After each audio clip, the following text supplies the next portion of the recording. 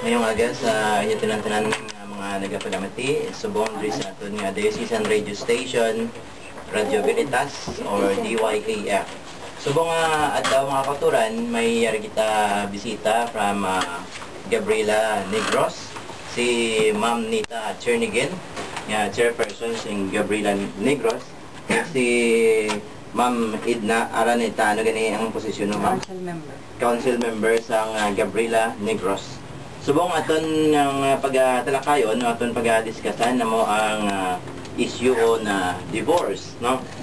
Kay ang Gabriela, may mga Pinoyino sila nga kung base, pwede pa man lang batuno na tundri ang divorce sa Philippines ya, no?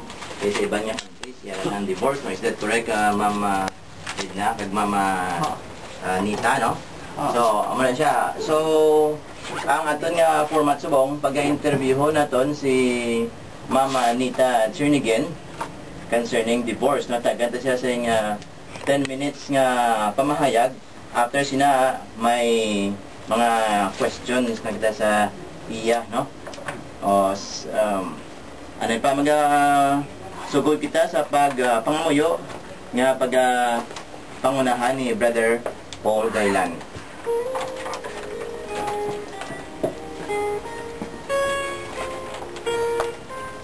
Sa ngalan sa Amay kag sa Anak kag sa Espiritu Santo. Amen. Labing mahigugmaon nga Dios sa may namon nga mapinaptapon kag mainawahon. Yari kami karon sa sining adlaw, magapamati kag magatuon sa imubalaan nga mga pulong.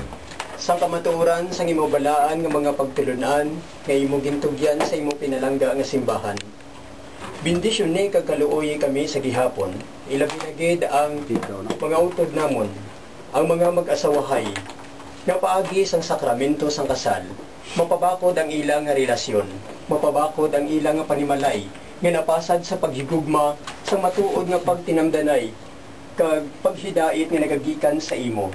Paagi sang imo nga kaluoy kag pagtuytoy sa tagsa kaadlaw sang ila kabuhi.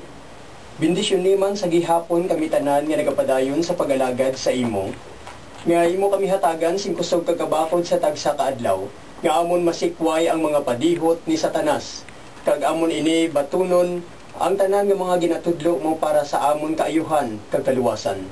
Ginapangayo ini namon tanan sa ngalan sang imong bugtong nga anak nga si Jesucristo, nga amon gamahanan nga manugbantay kag Ginoo sa kaysahan sang Espiritu Santo, Dios kag Hari nga wala sing katubtuban.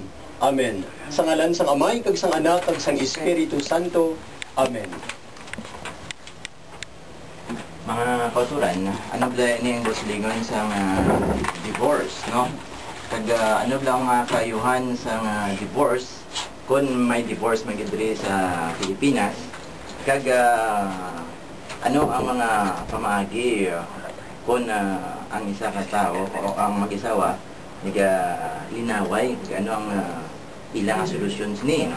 Ini ba sila magpadayon sa pagpangasawahay o kung mas mayo nga sila mag-divorce na lang, no?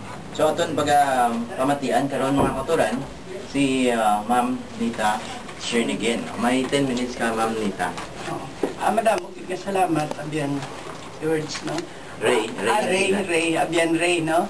Kag mayong aga gid sa tanang nga nagapalamati, mayong aga sa tanang nga ari diri subong sa sulod sang Radio DYAF ang isa ka istasyonan nga naga-uphold gid sang kamatuoran.